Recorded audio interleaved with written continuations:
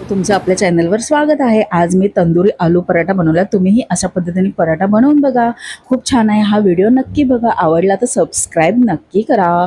5-6 बटाटे उकडवले, त्याच्यामध्ये हिरवी मिरची घातली, कोथिंबीर घातली, चाट मसाला, मीठ घातलं, चिली फ्लेक्स घातलं, जिरे पावडर घातलं आणि गरम मसाला पावडर घालून लाल तिखट घातलं, छान एकजीव केलं आणि कोळशाचं स्मोक देऊन ठेवून दिलं। थंड झाल्याच्या नंतर काढून घ्यायचं आहे। जसं आपण चपातीला पीठ भिजवतो तशा पद्धतीने सॉफ्ट भिजवायचं आहे। मग कोळसा काढून घेतला, पुन्हा ते सगळं एकजीव करून घेतलं।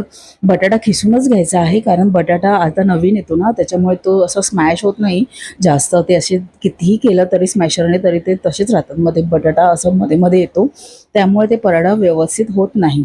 आणि बघा अशा पद्धतीने करा, अजिबात चिटकत नाही, काय नाही, हलके हाताने लाटायचं आहे आणि मस्त पॅनवर बटर टाकून असं छान मस्त क्रिस्पी भाजायचं आहे आणि आपला पराठा रेडी आहे।